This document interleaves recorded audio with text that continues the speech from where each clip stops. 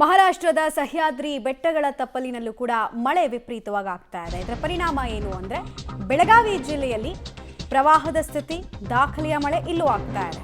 ಕೃಷ್ಣಾ, ದೂದಗಂಗಾ, ಹಿರಣ್ಯಕೇಶಿ ನದಿಗಳು ಅಬ್ಬರಿಸ್ತಾ ಇದೆ.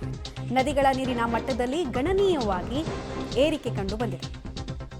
ಹಿರಣ್ಯಕೇಶಿ ಅಬ್ಬರದಿಂದ ಚಿಕ್ಕೋಡಿ ಸುತ್ತಮುತ್ತ ಕೂಡ ನೆರೆಯ ಪರಿಸ್ಥಿತಿ ನಿರ್ಮಾಣ ಆಗಿದೆ.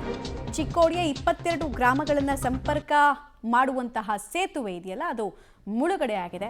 ಎಲ್ಲೆಲ್ಲೂ ಕೂಡ ನದಿ ತನ್ನ ವಿಸ್ತಾರವನ್ನು ರೂಪಿಸಿಕೊಳ್ತಾ ಇದೆ, ಹೆಚ್ಚಿಸ್ಕೊಳ್ತಾ ಇದೆ.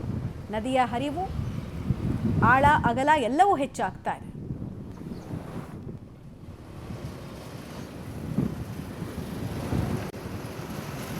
ಮಹಾರಾಷ್ಟ್ರದ ಪಶ್ಚಿಮ ಘಟ್ಟ ಪ್ರದೇಶ ಹಾಗೂ ಬೆಳಗಾವಿ ಜಿಲ್ಲೆಯಲ್ಲಿ ನಿರಂತರವಾಗಿ ಮಳೆ ಸುರಿಯುತ್ತಿರುವ ಪರಿಣಾಮ ಕೃಷ್ಣಾ, ದೂದಗಂಗಾ, ವೇದಗಂಗಾ ಹಾಗೂ ಹಿರಣ್ಯಕೇಶಿ ನದಿಗಳ ನೀರಿನ ಮಟ್ಟದಲ್ಲಿ ಭಾರಿ ಏರಿಕೆಯಾಗಿದೆ. ಕೃಷ್ಣಾ ನದಿಗೆ 1,09,000 ಕ್ಯೂಸೆಕ್ಗಳಷ್ಟು ನೀರು ಹರಿದು ಬರ್ತಾ ಇದೆ.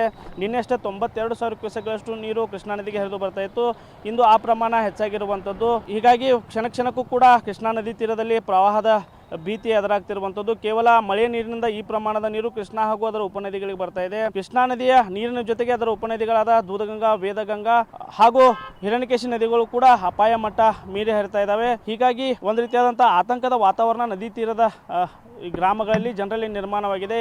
ಸದ್ಯ ನಿಮಗೆ ನಾನು ಹಿರಣ್ಯಕೇಶಿ ನದಿಯ ದೃಶ್ಯಗಳನ್ನು ತೋರಿಸ್ತಾ ಇದ್ದೇನೆ. ಹಿರಣ್ಯಕೇಶಿ ನದಿ ತನ್ನ ಪಾತ್ರವನ್ನು ಬಿಟ್ಟು ಹರಿಯುತ್ತಿರುವ ಪರಿಣಾಮ ನದಿ ತೀರದ ಜಮೀನುಗಳು ಸಂಪೂರ್ಣವಾಗಿ ಜಲಾವೃತವಾಗಿವೆ. ಜೂನ್ ತಿಂಗಳ ಮೊದಲ ವಾರದಲ್ಲಿ ರೈತರು ಸಂಕಷ್ಟಕ್ಕೆ ಸಿಲುಕಿದ್ದಾರೆ. ರೈತರು ಬೆಳೆದಂಥ ಕಬ್ಬು, ಸೋಯಾಬೀನ್ ಸೇರಿದಂತೆ ವಿವಿಧ ವಾಣಿಜ್ಯ ಬೆಳೆಗಳು ನಾಶವಾಗಿರುವಂಥದ್ದು.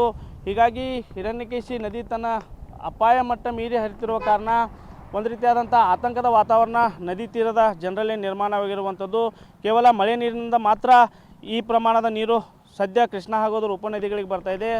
ಒಂದು ವೇಳೆ ಇದೇ ರೀತಿ ಮಳೆ ಮುಂದುವರೆದರೆ ಮಹಾರಾಷ್ಟ್ರದ ಜಲಾಶಯಗಳಿಂದ ಕೂಡ ಹೆಚ್ಚಿನ ಪ್ರಮಾಣದ ನೀರನ್ನು ಬಿಡುಗಡೆ ಸಾಧ್ಯತೆ ಇದೆ. ಹೀಗಾಗಿ ಕ್ಷಣಕ್ಕೂ ಕೂಡ ನದಿ ತೀರದಲ್ಲಿ ಪ್ರವಾಹದ ಭೀತಿ ಹೆಚ್ಚಾಗ್ತಿರುವಂಥದ್ದು. ಕ್ಯಾಮ್ರಾಮನ್ ಸಚಿನ್ ಜೊತೆ ಚೇತನ್, ಪಬ್ಲಿಕ್ ಟಿವಿ, ಚಿಕ್ಕೋಡಿ.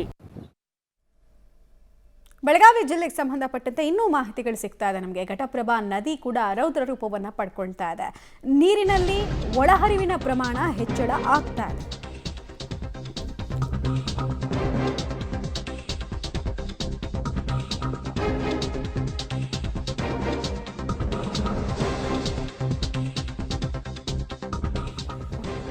ಬೆಳಗಾವಿ ಜಿಲ್ಲೆಯಲ್ಲಿ ಅಪಾಯದ ಮಟ್ಟವನ್ನ ಮೀರಿದೆ ಘಟಪ್ರಭಾ.